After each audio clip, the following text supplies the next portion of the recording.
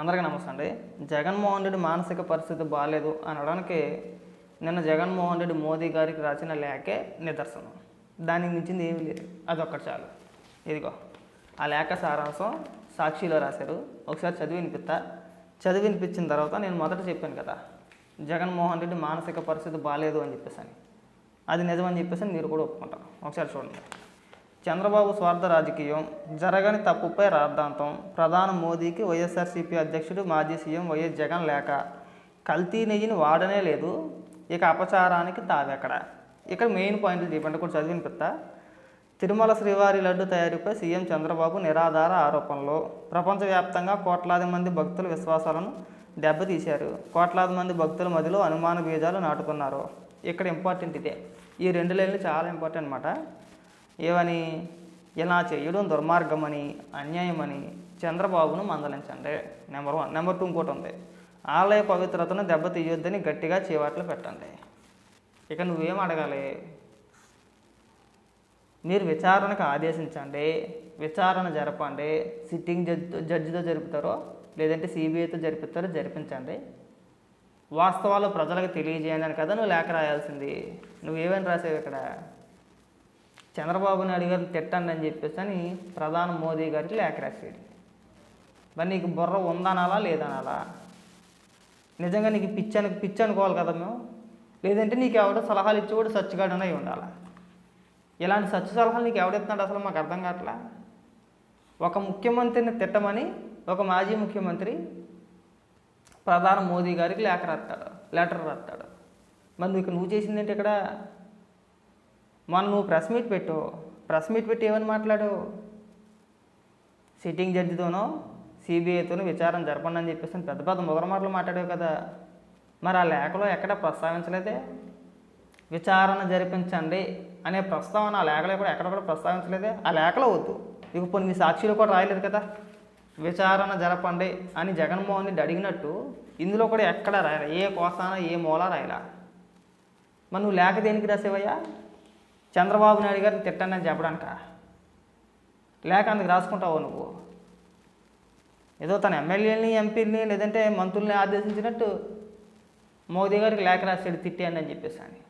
జగన్మోహన్ రెడ్డి ముఖ్యమంత్రిగా ఉన్నప్పుడు ఇక ఇదే చేసాడు.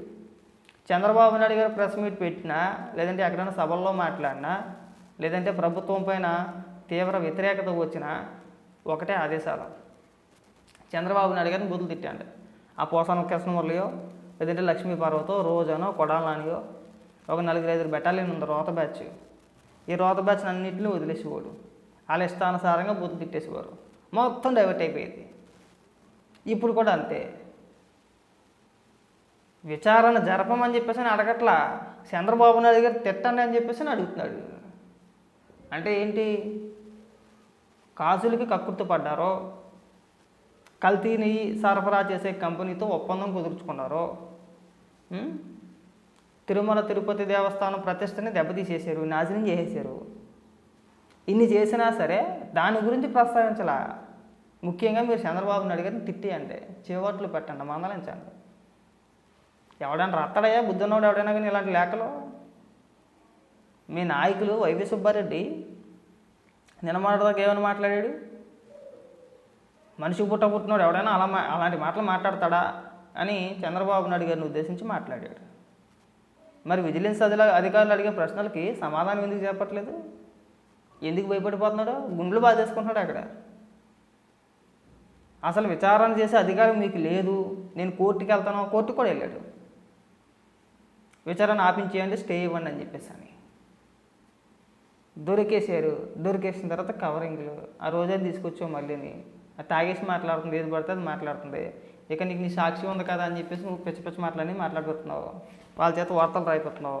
ఇంకా రాయించుకొచ్చాడు, చాలా రాయించుకొచ్చాడు. ఇందులో నాది ఒకటనే కాదు, చాలా రాసుకొచ్చాడు. 1-2 కాదు, బోల్ రాసుకొచ్చారు. అన్నీ అంతే. ఇగో జగన్ పాలలో పెట్టుబడులు వెళ్ళిబట్టి ఏకంగాను, ఈ కింద ఏకంగాను. ఇదొక ఈ పైన ఉన్నదో దరిద్రం అయితే ఇక కింద ఉన్నది ఇంకో దరిద్రం. ఏ కంపెనీలు వచ్చినాయా, ఏ పరిశ్రమలు వచ్చినాయా, ఒక కంపెనీ పేరు, ఆ కంపెనీ ఎన్ని కోట్ల రూపాయలు పెట్టుబడి పెట్టబోతుందని చెప్పేసి అంటే దానికి సమాధానాలు ఉండవు. ఎంతసేపు పరిశ్రమలు వెల్లువా, అభివృద్ధిలో పరుగులు, ఒక మాట వాస్తవం ఉండదు. అందుకని ఒక్క మాట కూడా వాస్తవం ఉండదు. డైవర్ట్ చేసేయాల. కేవలం డైవర్ట్ చేయడానికి మాత్రమే చూస్తున్నారు. లేదంటే అన్ని బుద్ధి ఉన్నవాడు అలాంటి లేఖలు రాస్తాడా? నువ్వు మాట్లాడు. నన్ను చంద్రబాబు నాయుడు గారు మాట్లాడారు, క్లియర్గా వివరంగా చెప్పారు. టీటీడీ ఈఓ కానించి, అంటే నీ ప్రభుత్వంలో టీటీడీ ఈఓ కానించి టీటీడీ చైర్మన్ల వరకు అందరి గురించి మాట్లాడాడు ఆయన. టీటీడీ ఈఓకి క్రిస్టియన్ ధర్మారెడ్డి, తర్వాత వైవి సుబ్బారెడ్డి, తర్వాత కరుణాకర్ రెడ్డి, వీళ్ళందరూ కూడా అన్ని మతస్థులు కదా. వాళ్ళని ఎలా నియమించావు నువ్వు? చంద్రబాబు నాయుడు గారు ఇంకో మాట కూడా అడిగారు. మనం సాధారణంగా కుటుంబంలో ఎవరైనా చనిపోతే హిందూ సాంప్రదాయం ప్రకారం 1 సంవత్సరం పాటు దేవాలయాలకు వెళ్ళాం. ఎవరైనా అనగానే అంతే, వెళ్ళరు ఎవరు కూడా. కానీ ధర్మారెడ్డి కొడుకు చనిపోతే 11వ రోజు 12వ రోజు మళ్ళీ వెళ్ళిపోయాడు అక్కడికి, గుడికి, దేవస్థానంలో వెళ్ళి కూర్చున్నాడు. ఎవరన్నా వచ్చి విరాళాలు ఇస్తే ఆ మాసిపోయిన టీషర్ట్ వేసుకుని కూర్చుని అంటే ఏంటి, గౌరవం లేకే కదా. అక్కడ కూడా భ్రష్టు పట్టించేశారు కదా. ఇక్కడ వైవి సుబ్బారెడ్డి గారి భార్య ఏమో చేతిలో బైబిల్ పట్టుకుని తిరుగుతుందా, ఆవిడేమో ఉపన్యాసాలు ఎత్తదా. ఇక నువ్వేమో వైవి సుబ్బారెడ్డిని ఏకంగా సూపర్ స్వామి అంటావా? 45 సార్లు ఏమో అయ్యప్ప మాల వేసుకున్నాడని చెప్పి మాట్లాడతావా? జనాలు చెవులు ఏమైనా పూలెట్టుకున్నారు అనుకుంటున్నావు ఏంటి? మరి అబద్ధాలు చెప్పడానికి. నాకు ఆ వార్త చూసిన తర్వాత కాసేపు మైండ్ పని చేయలేదు. నాకు మనిషి పశువా? ఒక మాజీ ముఖ్యమంత్రి 5 ఏళ్ళు ముఖ్యమంత్రిగా చేశాడు, మాజీ ముఖ్యమంత్రి, ఒక పార్టీకి అధినాయకుడు. అలాంటి వ్యక్తి తనపై వచ్చిన ఆరోపణల్ని విచారించండి, వివరణ కోరండి, లేదంటే విచారణకు ఆదేశించండి అని అడగకుండా చంద్రబాబు నాయుడు గారిని తిట్టండి అని లేఖ రాసేయడంటే నిజంగా పిచ్చి పీక్స్కి వెళ్ళిపోయింది. మానసిక పరిస్థితి బాగాలేదు, ఆ స్థాయికి దిగజారిపోయాడు అనే అనుకోవాలి. మీ మాజీ మంత్రులు మాట్లాడుతున్నారు, మీ పార్టీకి సంబంధించిన వ్యక్తులు రోజా కానీ, లేదంటే మన లక్ష్మీపార్వతి కానీ, అడిగిన దానికి ఏం సమాధానం చెప్పట్లా, పొంతలు లేని మాటలే. ఆ రోజా అంటదే డైరెక్ట్గా వచ్చేసి క్షుద్రబుద్ధులు చేసేది చంద్రబాబు నాయుడు గారు విజయవాడలో అని చెప్పేసి మాట్లాడుతుంది. అసలు దీనికి ఆవిడ మాట్లాడే మాటలకి ఏమైనా సంబంధం ఉందా? మీరు తక్కువ రేటుకి వస్తుంది కదా అని చెప్పేసి ఒక చెత్త కంపెనీతో ఒప్పందం కుదుర్చుకొని ఆ ప్రసాదంలో, ఆ నెయ్యిలో, ఆ తీసుకొచ్చే నెయ్యిలో పంది కొవ్వు, గొడ్డు మాంసం, అదే పశువుల కొవ్వు నుంచి తయారు చేసిన నూనె, అది కాకుండా చేప నూనె, ఇలాంటి చెదారం అంతా కలుపుతున్నారని చెప్పేసి ఒక పక్క ముఖ్యమంత్రితో సహా మాట్లాడుతుంటే మీరు మాట్లాడాల్సిన మాటలో మీరు చెప్పాల్సిన సమాధానం ఏంటయ్యా? వ్యక్తిగత దాడిలా, వ్యక్తిగతంగా విమర్శించడమా, చంద్రబాబు నాయుడు గారిని బూతులు తిట్టడమా, చంద్రబాబు నాయుడు గారిని కించపరచడమా? దున్నపోతకు వచ్చినట్టు వచ్చింది వయసు రోజాకి. నిన్న రాత్రి వచ్చేసి చంద్రబాబు నాయుడు గారు క్షుద్రబుద్ధులు చేసేస్తున్నారని చెప్పేసి అని అంటది. ఒకవేళ నిజంగా క్షుద్రబుద్ధులు లాంటివి ఉన్నా, చేతబలు లాంటివి ఉన్నా, మొట్టమొదటి నీకే చేసేస్తాం, సగం దరిద్రం సగం పేడ వదిలిపోద్ది. నీకు ఆ కొడాలానికి ఆ లక్ష్మీపార్వతికి చేసేస్తే సగం దరిద్రం వదిలిపోద్ది, రాష్ట్రాన్ని బట్టి పేడ వదిలిపోద్ది. మనం ఏ కాలంలో ఉన్నదో ఆలోచించట్లా. మనం ఎక్కడున్నాము, టెక్నాలజీ పరంగా ఇంత డెవలప్మెంట్ అయింది, ఇంత డెవలప్మెంట్ పరంగా ఇంత ముందుకు వచ్చాం మనం. ఇంకా పాత రోజుల్లో మాట్లాడినట్టే, పాత సచ్చు మాటలే. వాళ్ళే అనుకుంటే వాళ్ళకు తోడు ఇగో నీ పేపర్ని పెట్టుకొని మీ కార్యకర్తల్ని కొండ గొర్రెలను చేతనం దీన్ని పెట్టుకొని. నిజంగా వైసీపీ కార్యకర్తలకు రిక్వెస్ట్ ఏంటంటే, ఇందులో వచ్చిన వార్తలు నిజమని చెప్పేసి మీరు నమ్మమాకండి. ఇందులో వచ్చిన వార్తలు నిజమని మీరు నమ్మితే మీ అంత గొర్రె, మీ అంత ఎరుపప్పులు ఇంకొకటి ఉండడు. ఇందులో ఒక డేటు తప్పితే అన్ని అబద్ధాలు ఉంటాయి. ఒక డేటు లాస్ట్లో కోడిగుడ్ల రేటు ఉంటుంది, డేటు కోడిగుడ్ల రేటు, ఆ రెండే నిజం. ఈ బొమ్మ కూడా నిజమేనండో, రాజశేఖర రెడ్డి బొమ్మ కూడా నిజమే.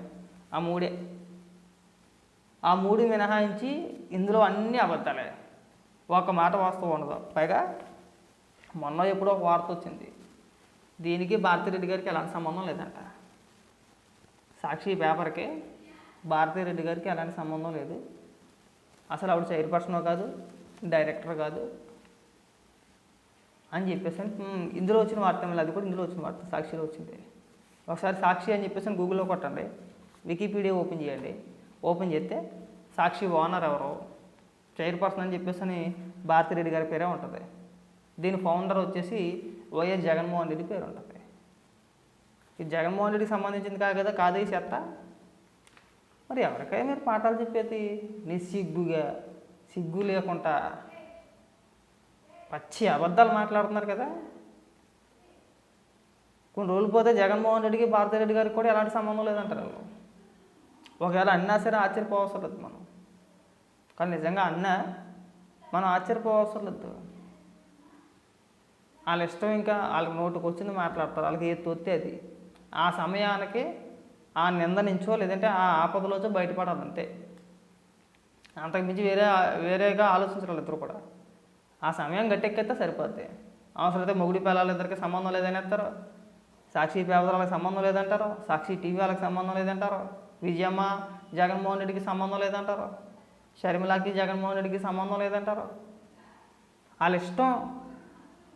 ప్రజలను గొర్రెలు చేసేస్తారు, వైసీపీ కార్యకర్తలను గొర్రెలు చేసేస్తారు అంతే. వాళ్ళకి నోటుకు వచ్చిందల్లా మాట్లాడుకుంటూ వెళ్ళిపోవడమే. ఏమన్నా అంటే చంద్రబాబు నాయుడు గారిని తిట్టాను అని చెప్పేసి లేఖలు రాస్తాడు. అదో రకమైన విచిత్రమైన జబ్బు. ఈయన ఒక రాజకీయ నాయకుడు. సిగ్గుపడి జగన్మోహన్ రెడ్డి ఇంకెప్పుడు కూడా ఇలాంటి అప్పాబాయ లేఖలు రాయి మాకు. ఈ లేఖ చూస్తేనే చిరాకేస్తుంది.